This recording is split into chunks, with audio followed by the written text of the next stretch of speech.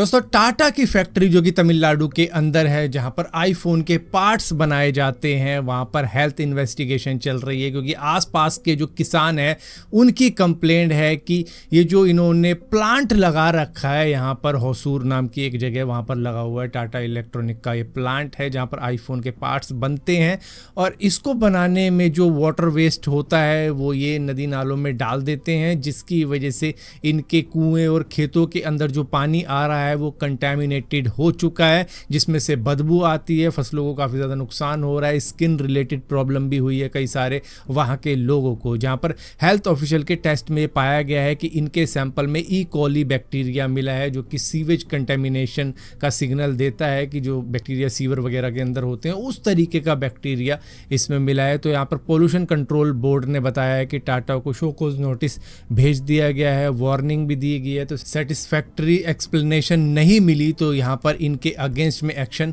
हो सकता है। दोस्तों बड़बोले डोनाल्ड ट्रंप ने G7 समिट के अंदर काफ़ी कुछ बक दिया है। उन्होंने ये तक बका इंडिया के लिए, आपने सुना ही होगा कि भैया मोदी जी मेरे दोस्त हैं, इंडिया हमारा दोस्त है, अगर इंडिया के ऊपर कोई भी अटैक करता है तो हम सबसे पहले आएंगे, ये वो इस तरीके की बातें करते हैं। लेकिन जब इंडिया पाकिस्तान की वॉर होती है, हमारी तो होती उन्हीं के साथ है, तो यहाँ पर ये उस वक्त में पाकिस्तान की पीठ थपथपाने उनकी हेल्प करने के लिए पहुंच जाते हैं, लेकिन बातें पीठ पीछे ऐसी करते हैं कि इंडिया हमारा दोस्त है, हम ये करेंगे वो करेंगे, उस तरीके की चीज़ें इनकी रहती है। मतलब 1971 में भी इस तरीके की, हालांकि डोनाल्ड ट्रंप तब कहाँ होंगे कहाँ नहीं होंगे, लेकिन उस वक्त में भी यूएस ने पाकिस्तान का ही साथ दिया था, तो कोई भरोसा कर नहीं सकता है। फिलहाल के लिए डोनाल्ड ट्रंप ने एक बात और कह दी इटली की पीएम जॉर्जिया मेलोनी को कि भैया ये फोटो खिंचवाने के लिए मेरे से बहुत ज़्यादा रिक्वेस्ट कर रही थी, ऑलमोस्ट भीख मांग रही थी कि प्लीज मेरे साथ में फोटो खिंचवा लो। इस तरीके की बात डोनाल्ड ट्रंप ने एक इंटरव्यू के अंदर कह दी। हालांकि ये बहुत सारी चीजें मतलब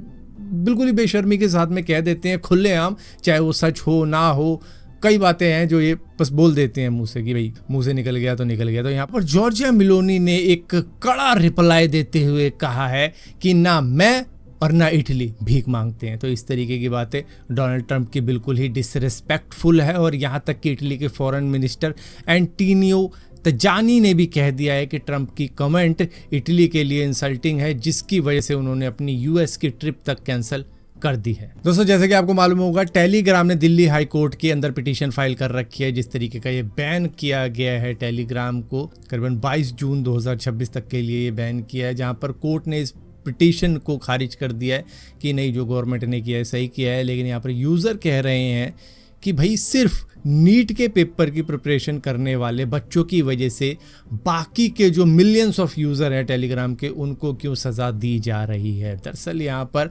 अगर आप नंबर्स काउंट करो तो इंडिया नंबर 1 पे आता है टेलीग्राम यूज़र्स के नाम पर, जहाँ पर 104 मिलियन यूज़र्स हैं इंडिया के अंदर ही टेलीग्राम के। उसके बाद में रशिया आता है जो कि 34 मिलियन पे, तो इंडिया ऑलमोस्ट 3x है रशिया के मुकाबले में, जो कि सेकंड पोजीशन पे आता है टेलीग्राम यूज़ करने के मामले में, जबकि रशिया का ही है टेलीग्राम। तो यहाँ पर कितने सारे स्टूडेंट होंगे जो कि नीट की प्रिपरेशन कर रहे होंगे, मान लेते हैं कि भैया चलो 1 मिलियन होगा, तो 1 मिलियन की वजह से 9 मिलियन यूज़र्स को क्यों इस तरीके की सज़ा मिल रही है बैन की, तो उसके ऊपर भी कई सारे लोगों ने सवाल उठाए हैं। दोस्तों जोमेटो के को-फाउंडर दीपेंद्र गोयल ने अपनी हेल्थ टेक स्टार्टअप टेम्पल के थ्रू अनाउंस किया है, उनकी टीम ने ही हालांकि अनाउंस किया है कि इन्होंने एक नया बायोमार्कर डिस्कवर किया है जिसका नाम इन्होंने एंट्रोफी रखा है, जिसके अंदर आप जीने के लिए कितनी कॉस्ट दे रहे हो, मतलब real time cost of being alive, इस तरीके के मेजरमेंट को इन्होंने डिस्कवर किया है। ये बता रहे हैं कि आपकी बॉडी का स्कोर बता सकता है कि आप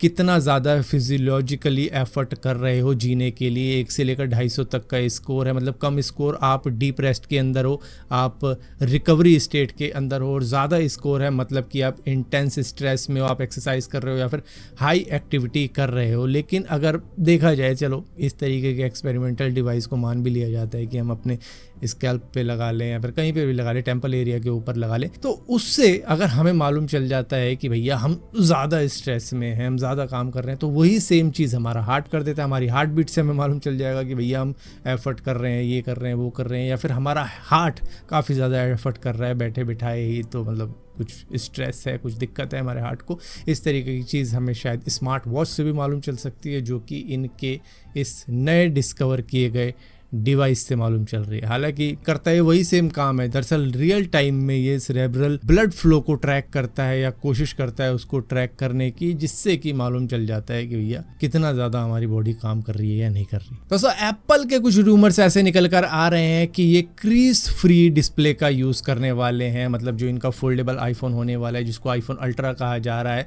जो कि शायद इस साल तक हमको देखने को मिल सकता है, मतलब इस साल जो टिम कुक की विदाई है उस वक्त में शायद देखने को मिल सकता है। तो यहाँ पर सैमसंग, वन प्लस, गूगल जिन्होंने भी अब तक फोल्डेबल फोन बनाए हैं उनमें विजिबल क्रीसेस देखने को मिली है, लेकिन ये कह रहे हैं कि हमारे में नहीं मिलेगा, हम स्पेशल अल्ट्रा थिन ग्लास का यूज करेंगे, नया लिक्विड मेटल हिंज का यूज करने वाले, स्पेशल एडिसिव का यूज करने वाले, जिसकी वजह से फोल्ड अनफोल्ड करने के वक्त में क्रीसेस बनेगी ही नहीं उस डिस्प्ले के ऊपर। सो ये देखने वाली बात होगी कि हर कंपनी ने ट्राई कर लिया है, क्रीसेस तो दिखती ही हैं फोल्डेबल फोन के अंदर, लेकिन देखते हैं इनकी क्या इनोवेशन हमको देखने को मिल जाए। दोस्तों नॉर्मली आपने देखा होगा जब भी कहीं पर लाइन लगती है, हमने इंडिया के अंदर भी देखा है कि बीच में कोई ना कोई घुसने की कोशिश करता है, चाहे वो मंदिर की लाइन हो या फिर किसी और चीज़ की लाइन हो, मतलब बीच में घुसने की आदत रहती है इंडियंस की। तो यहाँ पर एयरपोर्ट से एक वीडियो सामने निकल कर आ रही है जहाँ पर बोर्डिंग के अंदर प्रायोरिटी पाने के लिए लोग व्हील चेयर तक का यूज़ कर रहे हैं, क्योंकि जो नॉर्मल लाइन लगी हुई है वो तो काफ़ी ज़्यादा लंबी हो चुकी है। तो यहाँ पर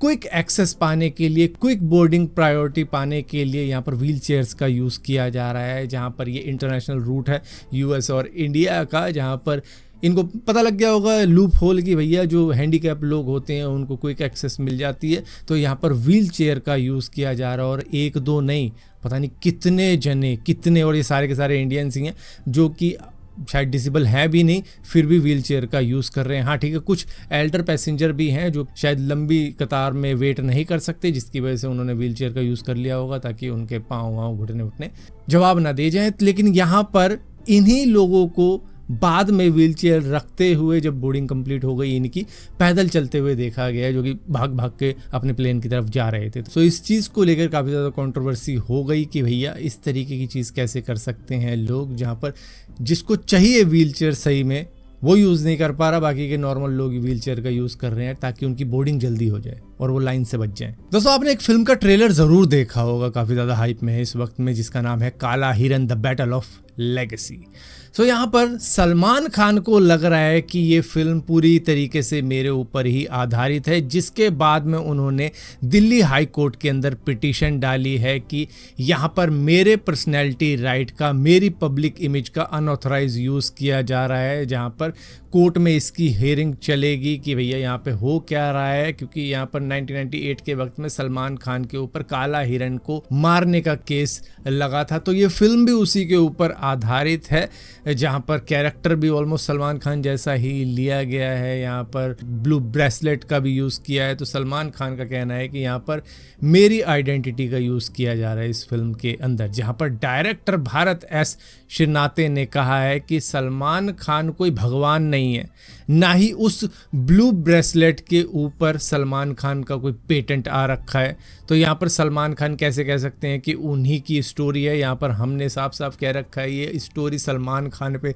आधारित है ही नहीं। No Salman Khan has been harm in this movie, ना ही हमारा एक्टर नेचुरली सलमान खान के जैसा लग रहा है या हमने उसको मेकअप करके बनाने की कोशिश की है या फिर प्रोस्थेटिक चीज़ से सलमान खान का फेस लाने की कॉपी की है। भैया जैसा एक्टर दिखता है हमने वैसा फिल्म के अंदर दिखा दिया है। तो यहाँ पर ये केस बनता ही नहीं है हमारे काला हिरन मूवी के ऊपर, जो कि सलमान खान ने हमारे ऊपर डाल दिया है। और इसी के साथ साथ यहाँ पर अमित जानी को डेथ थ्रेट आ रहे हैं, जो कि प्रोड्यूसर हैं इस मूवी के। उनको 24 घंटों के अंदर 2 जान से मारने की धमकियाँ मिली हैं, जिसके अंदर उन्होंने अपनी एप्लीकेशन भी डाली है और यहाँ पर वो पुलिस स्टेशन वगैरह भी गए हैं कि एफआईआर होनी चाहिए इसके ऊपर, और जिन्होंने मुझे ये डेथ थ्रेट दिया है उनको अरेस्ट किया जाना चाहिए, इस तरीके की उन्होंने अपील करी है जोधपुर पुलिस स्टेशन में भी, और इसी के साथ साथ जहां वो आसपास में रहते हैं वहां के पुलिस स्टेशन में भी डाली है।